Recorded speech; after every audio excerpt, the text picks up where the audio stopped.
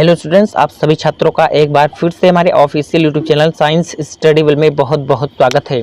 तो दोस्तों, आज के इस लेक्चर में हम लोग बात करने वाले हैं वाष्प दाब में आपेक्षिक अवनमन। ठीक है, यहाँ से आप लोगों के बच्चों इंपॉर्टेंट न्यूमेरिकल्स भी बनते हैं।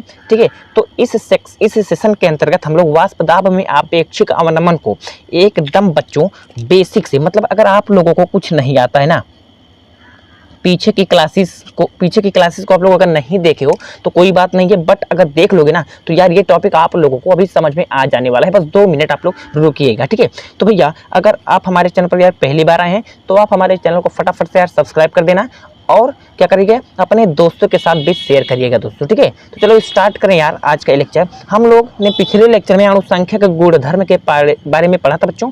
तो उम्मीद करता हूं कि आप लोगों को अणुसंख्यक गुणधर्म, जिसे हम लोग इंग्लिश में बोलते हैं बच्चों कॉलिगेटिव प्रॉपर्टीज, आप लोगों को एकदम अच्छे तरीके से मेरे भाई समझ में आ गया होगा।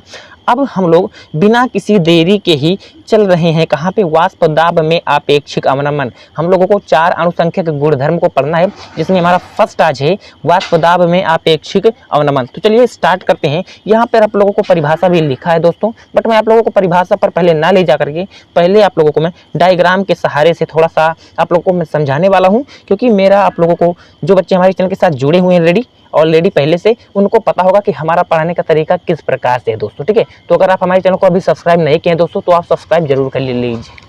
चलो, हमारे पास देखो, हम लोगों ने मेरे भाई 2 कंटेनर लिया है। क्या ये हमारे पास 2 कंटेनर है या 2 पात्र हैं, जो भी आप बोले।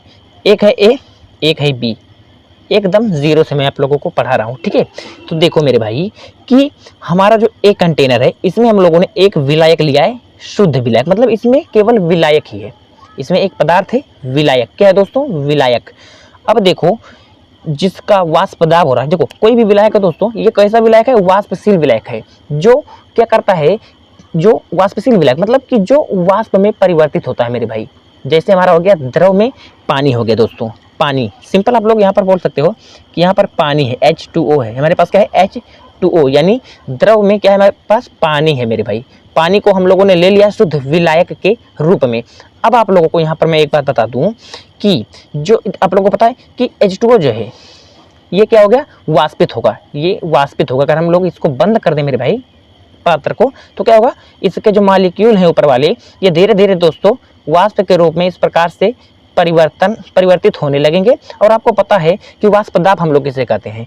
तो वाष्प के द्वारा जो, जैसे देखो हमारा ये जो ऊपर वाला पृष्ठ पर जो हमारा H2O है दोस्तों, ठीक है, इसका जो सबसे हायर पॉइंट है, तो यहाँ से ये क्या करेगा? ये वाष्प के रूप में धीरे धीरे परिवर्तित होने लगेगा। क्योंकि मैंने आपको वाष्प दाब एकदम बेसिक लेवल से पढ़ा दिया है, तो वाष्प दाब को अगर आप लोग नहीं जानते हो तो वो वाला वीडियो जाकर के बच्चों देख लो, हमारे चैनल के प्लेलिस्ट में आप लोगों को मिल जाएगा, चैप्टर नंबर 2 में, क्लास 12 की केमिस्ट्री में। ठीक है, चलो अब देखो क्या होगा। ये H2O क्या करेगा दोस्तों? फिर उसके बाद जब यहाँ पे परिवर्तित हो जाएगा किसमें? वाष्प में, तो क्या करेगा? पुनः ये जब और एक साम्य अवस्था आ जाएगी, एक इक्विलिब्रियम स्टेट आ जाएगी बच्चों, कि और ज़्यादा ये जो पानी है और ज़्यादा जब उड़ने लगेगा, यानी वाष्प में परिवर्तित होने लगेगा, तो यहाँ से तुरंत ही एक बूंद जो हमारे H2O मॉलिक्यूल है, जो वाष्प के रूप में परिवर्तित हुआ मेरे भाई, वो क्या हो जाएगा? तुरंत एक बूंद द्रव में परिवर्तित हो जाएगा। किसमें? लिक्विड में, यानी पानी में बदल जाएगा। तो उसे हम लोग बोलेंगे वाष्प दाब, यानी वाष्प के द्वारा जो इस पृष्ठ पर लगाया जाता है दाब, उसे हम लोग बोलते हैं वाष्प दाब। ठीक है, तो देखो यार यहाँ पर क्या है दोस्तों? शुद्ध द्रव विलायक यानी H2O का वाष्प दाब है P0A। ठीक है, P0A या PA0। अब देखो यहाँ पर यदि हम लोग इसमें एक विलयन ले लिया जाए, विलयन का मतलब कि इसमें अगर हम लोग शुद्ध विलायक में क्या कर दे? अवाष्पशील क्या मिला दे? विलय, अवाष्पशील विलय मिला दे, जो वाष्पित ना हो। तो मेरे भाई इसमें जब देखो, ये हमारा जो ब्लू कलर का है ये अवाष्पशील विलय है, ये हमारा जो ब्लू कलर का है ये जो अवाष्पशील विलय है, और ये रेड कलर वाला क्या है? ये विलायक है। तो इससे हमारा विलयन बनेगा। क्या बनेगा मेरे भाई? विलयन बनेगा। अब ध्यान से देखना, विलयन बनेगा जब, तो क्या होगा कि इसके सरफेस पर बच्चों विलय के, यानी अवाष्पशील विलय जो है, जो वाष्प में परिवर्तित नहीं होते हैं, ठीक है, उसके भी क्या होंगे? पार्टिकल्स होंगे। इसी प्रकार से विलायक के भी पार्टिकल्स होंगे। ये विलायक के पार्टिकल्स जो रेड कलर वाले हैं। तो मेरे भाई यहाँ पे अकेले देखो, ये अकेले उड़ रहा था।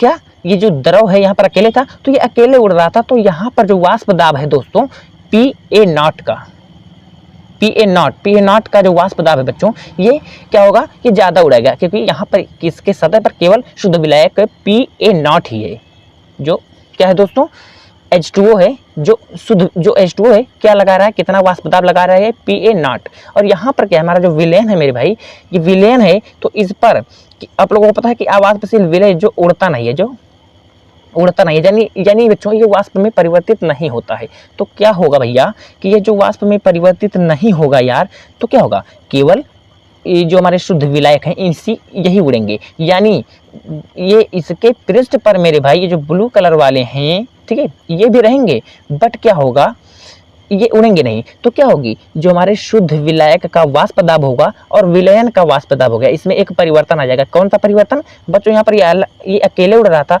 तो यहाँ पर वाष्प दाब ज़्यादा आ रहा था, यानी इसका जो वाष्प दाब होगा ये ज़्यादा होगा, और यहाँ पर या इस प्रकार से हम लोग करें, ठीक है, इसका जो तीर को हम लोग इसके साइड कर दें, तो इसका जो वाष्प दाब है किसका, शुद्ध विलायक का वाष्प दाब, जो हमारा द्रव है पी ए नॉट, इसका जो वाष्प दाब है क्या हो जाएगा, पी एस, जो हमारा विलयन का वाष्प दाब है, इससे क्या हो जाएगा, इससे बच्चों अधिक होगा, यानी क्योंकि यहाँ पर इसके मॉलिक्यूल अकेले हैं H2O के, जो कि हमारा क्या है दोस्तों, वाष्पशील है, ठीक है। तो क्या होगा, इसका वाष्प दाब जो होगा वो अधिक होगा, और जो विलयन में हमारे दो लोग हो गए हैं, कौन कौन, एक विलय हो गया जो वाष्पशील है, जो उड़ता नहीं है, मतलब एकदम बदखोम है, यहाँ पर आकर के बैठ जाएगा, ना ही खुद दूसरों को उड़ने देगा, और दूसरों को उड़ने देगा तो कम मात्रा में उड़ने देगा, क्योंकि बच्चों नीचे से तो पार्टिकल्स उड़ेंगे नहीं, सरफेस वाले ही उड़ते हैं, मैंने आपको वाष्प दाब में ऑलरेडी बता दिया था। तो दोस्तों क्या होगा, सिंपल है कि शुद्ध विलायक का वाष्प दाब यहाँ पर अधिक होगा विलयन के वाष्प दाब से, बस यही हमारा क्या है दोस्तों, वाष्प दाब में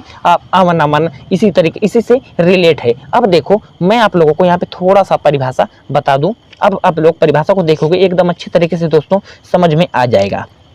तो ध्यान से देखो यहाँ पर परिभाषा आप लोग अपने कॉपी में लिख लीजिएगा कि जब कोई अवाष्पशील पदार्थ किसी शुद्ध विलायक में मिला दिया जाए, देखो हमने शुद्ध विलायक में अवाष्पशील पदार्थ को मिला दिया, तो बच्चों विलायक के वाष्प दाब में कमी आ जाती है, किसके वाष्प दाब में, विलायक के।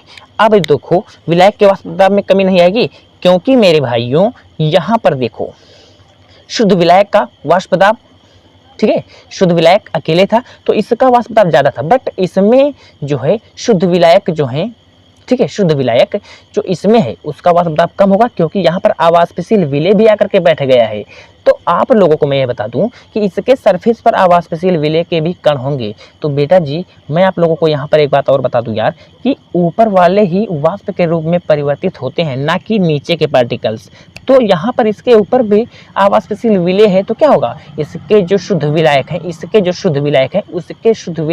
शुद्ध विलायक में जो वाष्प दाब होगा उसमें क्या होगी, कमी आएगी ना बच्चों, डिक्रीज होगा। तो वही बात बोला गया है कि विलायक के वाष्प दाब में कमी आ जाती है, जिससे हम लोग वाष्प दाब में अपेक्षिक अवनमन कहते हैं। तो अब देखो यहाँ पर मैं आप लोगों को इसका जो गणितीय फॉर्मूला है किस प्रकार से हम लोग समझेंगे इसको, उसको हम लोग समझने वाले हैं। तो मेरे भाइयों ध्यान से देखो, ये हमारा है वेपर प्रेशर वीपी, यानी वाष्प दाब जिसको हम लोग बोल सकते हैं, सिंपल वाष्प दाब, ठीक है, वाष्प दाब वीपी वेपर प्रेशर। अब देखो ये हमारा विलयन का वाष्प दाब है, ये हमारा विलयन का वाष्प दाब है, ये हमारा विलयन का वाष्प दाब है, और ये हमारा विलायक का वाष्प दाब पी ए नॉट है। मैंने आपको यहाँ पर ऑलरेडी बता दिया है, ठीक है, इसी में मैंने आपको बता दिया। देखो पी ए नॉट क्या है, शुद्ध विलायक का वाष्प दाब, और विलयन का वाष्प दाब पी एस है। तो यहाँ पर मैंने आपको बताया। अब देखो यहाँ पर मैंने आपको पीछे बता दिया है ऑलरेडी कि जो हमारा विलयन का वाष्प दाब होगा वह कम होगा किसके, विलायक के वाष्प दाब से, क्योंकि बच्चों शुद्ध विलायक जो हमारा होता है वो अकेले उड़ता है, और विलयन में जब हम लोग अवाष्पशील विलय को मिला देते हैं तो वो जो विलयन का तो जो हमारा उसमें विलय होता है विलयन में, उसका वाष्प दाब घट जाता है, यानी विलयन का भी वाष्प दाब घट जाता है। तो इसी प्रकार से मेरे भाई यहाँ पर आप लोग देख सकते हो। अब यहाँ पर यार वाष्प दाब में अवनमन क्या होता है, वाष्प दाब में अवनमन को हम लोग कैसे जानेंगे, सिंपल ये है मेरे भाई कि हमारे पास जो विलयन का वाष्प दाब यानी जो विलायक का वाष्प दाब है, इसके बीच का जो अंतर होगा मेरे भाइयों, इसके बीच का जो अंतर यानी विलायक का वाष्प दाब और विलयन का वाष्प दाब, इन दोनों के मध्य जो अंतर होगा वही हमारा होगा वाष्प दाब में अवनमन। अवनमन का मतलब होता है कमी, वाष्प दाब में कमी। तो हम लोग अगर इसको लिखें तो लिखेंगे दोस्तों PA0 माइनस विलयन का वाष्प दाब PS। ये हमारे पास क्या हो जाएगा, यही हमारे पास हो जाएगा दोस्तों, ये हमारे पास हो जाएगा वाष्प दाब में अवनमन। अवनमन, अवनमन का मतलब अगर हम लोग जाने तो कमी, वाष्प दाब में कमी हो जा रही है कि नहीं, क्योंकि यहाँ पर जो शुद्ध विलायक का वाष्प दाब है बच्चों वो ज़्यादा है कि नहीं, और यहाँ पर जो विलयन का वाष्प दाब है कम है। तो ज़्यादा में से अगर हम लोग कम को निकाल लेंगे तो हमारा जो हमारा टोटल वाष्प दाब में कितना कमी हो रहा है वो हम लोगों को मिल जाएगा मेरे भाई। इतनी चीज़ अगर आप लोगों की समझ में आ गई है तो यार बहुत अच्छी बात है। अगर नहीं आई है तो वीडियो को शुरू से देखिए, मैंने एक एक चीज़ को आप लोगों को धीरे धीरे पढ़ाते हुए चला है, ठीक है। अब देखो, और बेटा अब इतना चीज़ अगर आप लोगों की समझ में आ गया है तो यार आप हमारे चैनल को, मैं एक बार फिर से बोल रहा हूँ, सब्सक्राइब जरूर करिए बच्चों, क्योंकि आप लोगों को यार इसी तरीके से मैं डेली कक्षा 10 कक्षा 12 की वीडियोस डेली मैं अपलोड करता हूँ इसी प्रकार से, ठीक है बच्चों। तो अब देखो ये हमारे पास क्या हो जाएगी दोस्तों, वाष्प दाब में जो हमारे वेपर प्रेशर में अवनमन, ये हमारी हो जाएगी वाष्प दाब में कमी या अवनमन।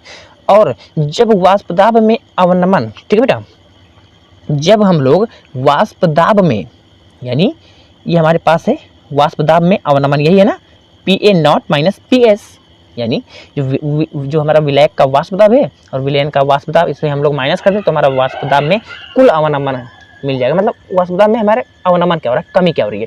तो इतनी बात समझ में आ गई। अब देखो, और जब हम लोग वाष्प दाब में अवनमन यानी PA0 माइनस PS को विलायक के वाष्प दाब से बच्चों, विलायक के वाष्प दाब से हम लोग क्या कर दें, तुलना कर दें, तो हम लोग क्या देखते हैं, अगर हम लोग इससे इसमें तुलना कर दें, यानी दोस्तों मल्टीप्लाई अगर हम लोग सिंपली कर दें, तुलना कर दें, तो हमारे पास जो होगा कुछ इस प्रकार से, इसका वाष्प दाब कितना है, P0 है। आप लोगों को पता है कि जो PA0 माइनस PS क्या है, ये हमारे वाष्प दाब में अवनमन है।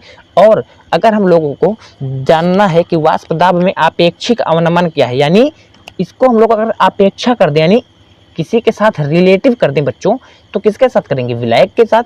तो विलायक के साथ अगर हम लोग इसकी अपेक्षा कर दें कि इसके सापेक्ष ये कितना है, तो इस प्रकार से हम लोगों को मिल जाएगा दोस्तों वाष्प दाब में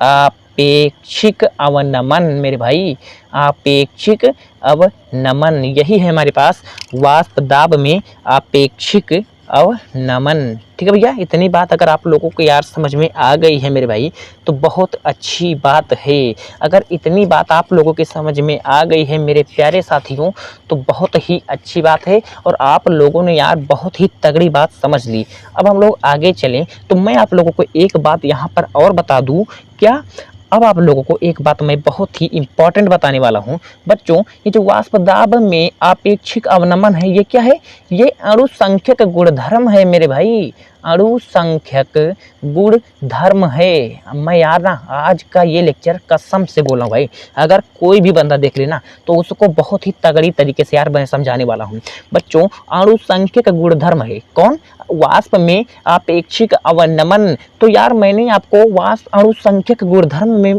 किसे कहते हैं उसमें मैंने आपको बताया था। तो अणुसंख्यक गुणधर्म जो होते हैं वह विलय के कणों की संख्या पर निर्भर करते हैं।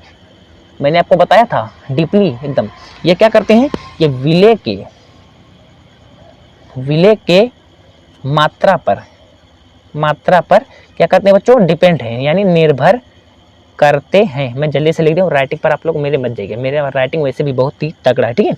तो देखो विलय की मात्रा पर निर्भर करता है कौन, अणुसंख्यक गुणधर्म। अब मेरे प्यारे प्यारे विद्यार्थियों, मैं अगर यहाँ पे आप लोगों को बताऊँ तो विलय की मात्रा पर निर्भर करेंगे। यानी दोस्तों अगर हम लोग, मैं थोड़ा सा कलम का यूज़ कर लूँ यार, पेन ज़्यादा मैं रखकर चलता हूँ ना, इसीलिए थोड़ा सा दिक्कत हो जा रही है। तो देखो अगर हम लोग इसको यहाँ पर लिखें, वाष्प दाब में आपेक्षिक अवनमन, यानी बच्चों PA0 माइनस PS अपान PA0, ये हमारा है वाष्प दाब में आपेक्षिक अवनमन, ठीक है। तो भैया अगर हम लोग इसमें बात करें तो ये एक अणुसंख्यक गुणधर्म है कौन, वाष्प दाब में अपेक्षिक अवनमन। तो यार ये क्या है, अणुसंख्यक गुणधर्म जो है हमारा ये किस पर डिपेंड है, ये विलय की मात्रा पर, यानी विलय के मोल अंश पर ये निर्भर करता है। यानी अगर हम लोग बात करें विलय, ठीक है, तो ये हमारा है, देखो पी ए हमारा पी ए जो हमारा है वो क्या है, ए को हम लोगों ने विलायक लिया है, तो बी हमारा क्या हो जाएगा, विलय हो जाएगा। यानी बच्चों जो एक्स बी है, मैं यहाँ पर यार छोटा सा लिख दे रहा हूँ, एक्स बी जो हमारा ये क्या है, ये विलय का मोल अंश या मोल प्रभाज्य ये है, ठीक है। तो अब मैं आप लोगों को इतना चीज़, हाँ चलो इतना चीज़ अगर आप लोगों के समझ में आ गया है, तो अब हम लोग अगर इसको आगे सॉल्व करें मेरे भाई, तो क्या हो जाएगा, सिंपल आप लोगों को इसको इस तरीके से लिख देना भाइयों, इसको इस तरीके से आप लोगों को लिख देना है। अब यहाँ पर देखो, जिसका मोल अंश हम लोगों को निकालना रहता है, एक्स बी यानी विलय का हम लोगों को क्या करना है, मोल अंश। तो इसका फॉर्मूला अगर हम लोग लिखें, तो जिसका मोल अंश निकालना रहता है उसका मोल हम लोग ऊपर में लिखते हैं, यानी एन बी हमारा क्या है, जो हमारा विलय का मोल बटे विलयन का कुल मोल। विलयन में कितने लोग होते हैं, 2 लोग, विलय और विलायक, यानी Na प्लस Nb, यानी दोस्तों विलय का मोल प्लस विलायक का मोल। सॉरी, ये हमारे पास क्या है, ये हमारे पास है विलय, यानी विलय का, सॉरी विलायक है ये हमारे पास ना, ए को हम लोगों ने क्या लिया है, विलय लिया है। तो यार सॉरी यार विलायक हमने इसको लिया है। तो देखो विलायक का यानी विलय और विलायक दोनों का मिला के हम लोगों को हो जाएगा विलयन का मोल। तो जिसका हम लोगों को मोल अंश ज्ञात करना रहता है उसको हम लोग ऊपर में लिखेंगे सिंपली, और टोटल हम लोग विलयन का नीचे क्या करते हैं, मल्टीप्लाई सॉरी डिवाइड करने के बच्चों, तो हम लोगों को प्राप्त हो जाएगा मोल अंश। अगर इसी प्रकार से अगर हम लोगों को, मैंने आपको बताया था एक्स ए का निकालना होता, तो simply N A plus N B इस प्रकार से होता, बस यही बात है, ठीक है बेटा। चलो अब यार देखो, यहाँ पर अगर इतनी चीज़ आप लोगों के समझ में आ गई है, तो अब देखो अगर मैं आप लोगों से पूछूं यहाँ पे, ठीक है, मैं आप लोगों से पूछूं कि आप लोग एक बात बताओ, जो हमारे पास विलय है और विलायक है, विलय और विलायक, यहाँ पर हम लोगों ने विलय का मोल अंश और विलायक का मोल, फटाफट से मैं लिख दे रहा हूँ, मोल अंश। जो विलय का मोल अंश है यहाँ पर कौन है, विलय का मोल अंश है हमारे पास एन बी हमारे पास, देखो जो हमारे पास एन बी है, बी हमारे क्या है, विलय का मोल अंश है, या ठीक है। तो मोल अंश नहीं, मोल हमारे पास एन बी क्या है दोस्तों, विलय का, जो हमारे पास विलय का मोल है कौन है, एन बी है। और इसी प्रकार से अगर हम लोग विलायक पर बात करें तो एन ए है हमारे पास विलायक का मोल। तो मैं आप लोगों से अगर एक बात पूछूं कि जो हमारे विलयन है, विलयन में मेरे भाई, किसमें, विलयन में अगर मैं आप लोगों से पूछूं कि हम लोग जानते भी हैं और आप लोगों को भी पता होगा कि विलयन में जो हमारे विलय होते हैं उसकी मात्रा कम होती है विलायक से। यानी बच्चों अगर हम लोग यहाँ पर बात करें किसकी, विलायक, तो विलायक की मात्रा हमारे विलयन में अधिक होती है मेरे भाई, और विलय की मात्रा विलायक की तुलना में बहुत ही कम होती है। तो इस कंडीशन में अगर हम लोग एन बी यानी एन जो हमारा विलायक है, विलायक हमारा कौन है, एन ए को अगर हम लोग बहुत अधिक मान ले, यानी विलायक हमारा अधिक होकर सिंपल है, और विलय को हम लोग कम मान ले, तो एन बी। तो इस प्रकार से हम लोग बोलेंगे कि हमारे पास मेरे भाई कौन कम है, विलय को हम लोग मतलब ना के बराबर मान लेंगे, ना गण मान लेंगे, 0 के बराबर, किसको, विलय को। तो एन बी हमारा क्या हो जाएगा मेरे भाई, 0 हो जाएगा। तो हमारा जो फॉर्मूला अगला बन करके तैयार होगा, P not A minus P S बट्टे P not A equal to, अब ये हमारा 0 हो गया, ठीक है। तो सिंपली एन बी बट्टे यहाँ पर केवल एन ए बचा, क्योंकि ये हमारा 0 हो गया। तो 0 में हम लोग अगर इसको जोड़ेंगे तो हमारा टोटल जो हमारा ये बचेगा यही हो जाएगा बच्चों। अब यार यहाँ पर आप लोगों को मैं एक बात बता दूँ कि जो P not A minus P S P not ए ये हमारे पास हो गया।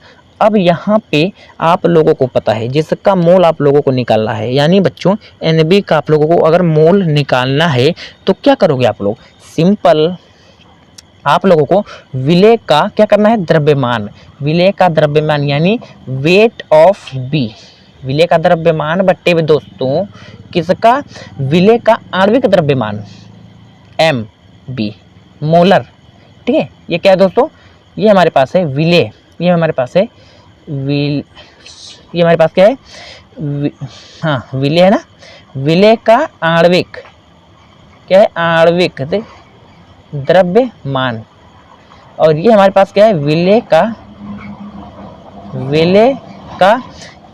द्रव्यमान, केवल द्रव्यमान या भार बोलते हैं, ठीक है, द्रव्यमान। इसी प्रकार से अगर हम लोग Na यानी मेरे भाई किसका निकालें, Na मतलब विलायक। देखो Na को हम लोगों ने क्या लिया है, विलायक लिया है। तो अगर हम लोग विलायक का क्या निकालें दोस्तों, मोल निकालें, तो क्या होगा, मोल सिंपल है WA/MA, यानी दोस्तों विलायक का वेट मतलब द्रव्यमान मेरे भाई। इसी प्रकार से विलायक का आणविक द्रव्यमान, ठीक है, आणविक द्रव्यमान।